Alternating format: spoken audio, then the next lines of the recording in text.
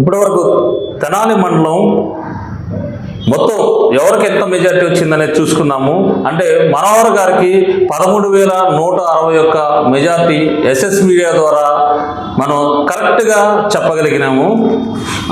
ఎన్నికల అధికారి ఇచ్చిన లెక్కల ప్రకారం తెలియజేస్తున్నాము. ఇప్పుడు కొల్లిపర మండలంలో ఏ గ్రామానికి ఎన్ని ఓట్లు వచ్చినాయో సేవ్ సొసైటీ ద్వారా మీకు తెలియజేసే కార్యక్రమం చేస్తున్నాను.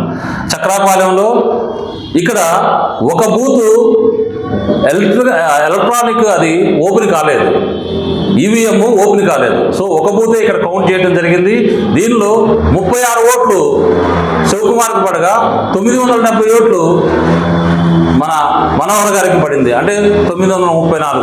అలాగే జమునవాడలో మన శివకుమార్ గారికి 345 ఓట్లు రాగా మన మనోహర్ గారికి 577 ఓట్లు వచ్చి ఇక్కడ మనోహర్ గారు 232 ఓట్లు ఆధిక్యాన్ని సాధించారు. దావులూరులో 649 శివకుమార్కి రాగా 1244 మనోహర్ గారికి వచ్చి 595 ఓట్లు మెజార్టీ సాధించాడు మనోహర్ గారు.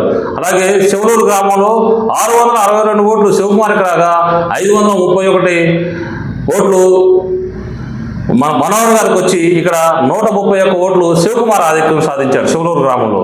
ఇక్కడ గమనించాల్సిన విషయం ఏంటంటే బీఎస్పీ ప్రతి ఒక్క బూత్లో కూడా తమ యొక్క ప్రాధాన్యతను తీసుకొని కనీసం 2 అంకెల ఓట్లను సాధించింది.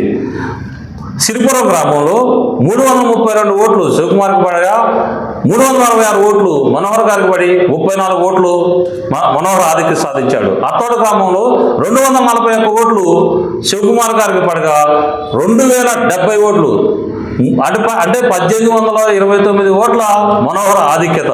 యాదవపాలెంలో 358 ఓట్లు శివకుమార్ పడగా 342 ఇక్కడ సమానం వచ్చింది, అంటే 4 ఓట్లు మాత్రమే మనోహర్ సాధించాడు.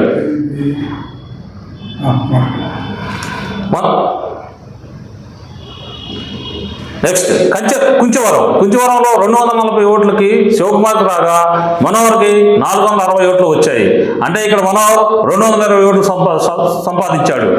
దంతులూరులో 408 ఓట్లు శివకుమార్కి రాగా 382 ఓట్లు మనోహర్కి వచ్చింది, ఇక్కడ 26 ఓట్లు శివకుమార్ ఆధిక్యత సాధించారు. అత్తలూరుపాలెంలో 67 ఓట్లు శివకుమార్కి రాగా మనోహర్ గారికి 188 ఓట్లు, 121 ఓట్ల ఆధిక్యత మనోహర్ సాధించారు. వలభాపురంలో 2402 ఓట్లు రాగా శివకుమార్కి మనోహర్ గారికి 1877. ఇది వన్ సైడ్ విలేజ్ అనుకున్నారు, కేవలం ఇక్కడ 525 ఓట్లు శివకుమార్ ఆధిక్యత సాధించాడు. మున్నంగిలో 2238 ఓట్లు శివకుమార్కి రాగా 2081 విలేజ్, ఇక్కడ కేవలం 157 ఓట్లు మాత్రమే మెజార్టీ సాధించాడు శివకుమార్.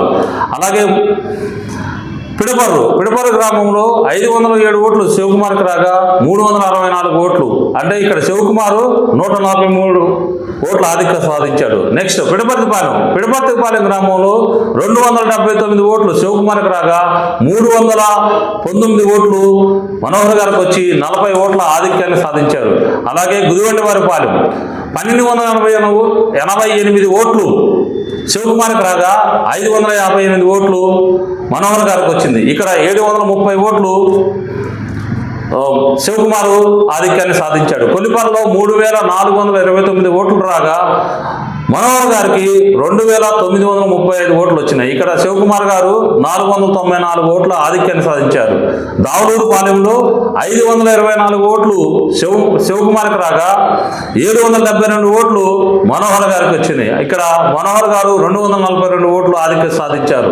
తుంగులూరులో 1666 ఓట్లు శివకుమార్కి రాగా 1814 ఓట్లు, అంటే 148 ఓట్లు మనోహర్ ఆధిక్యత. హనుమాన్పాలెం 104 ఓట్లు వైసీపీ, 547 ఓట్లు జనసేన, అంటే 443 ఓట్లు జనసేన ఆధిక్యం. బొమ్మారిపాలెంలో 290 ఇక్కడ కరెక్ట్గా పడ్డాయి. ఇక్కడ బీఎస్పీ డబల్ అంక సాధించింది, ఇక్కడ మెజార్టీ 0. అన్నవరం గౌడిపాలెంలో 323 ఓట్లు రాగా 449 ఓట్లు మనోహర్కి, 129 ఓట్లు 126 ఓట్లు ఆధిక్యత. అన్నవరంలో 229 ఓట్లు రాగా శివకుమార్కి, మనోహర్ గారికి 160 వచ్చింది. అన్నవరం లంగా 379 శివకుమార్కి రాగా 370 మనోహర్కి, అంటే 9 ఓట్లు శివకుమార్ ఆధిక్యత. గతంలో కొల్లిపర మండలంలో 9,000 పైచీలకు వైఎస్ఆర్సీపీ అభ్యర్థి శివకుమార్ సాధించగా ఈసారి అనూహ్యంగా 1,615 ఓట్ల ఆధిక్యత మనోహర్ గారు సాధించారు. మొత్తానికి మనోహర్ గారు 49,000, అంటే ఏదైతే చక్రాపాలెంలో రెండో ఈవీఎం కూడా కనుక ఓపెన్ చేస్తే తెనాలి జనసేన అభ్యర్థి తెనాలి చరిత్రలోనే 50,000 ఓట్ల ఆధిక్యతతో విజయ దుందుబి మోగించాడు.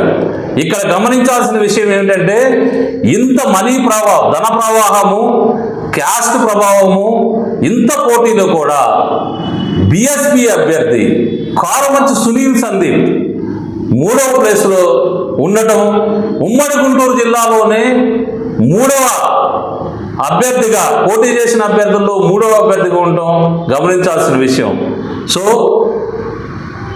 మీకు త్వరలోనే తెనాలి టౌన్లో కూడా వార్డు వైజ్గా ఎన్ని ఓట్లు వచ్చినాయో మీ ముందు ఉంచుతాము. థ్యాంక్ యూ ఎస్ఎస్ మీడియాకు చూస్తున్నందుకు. Please subscribe SS media.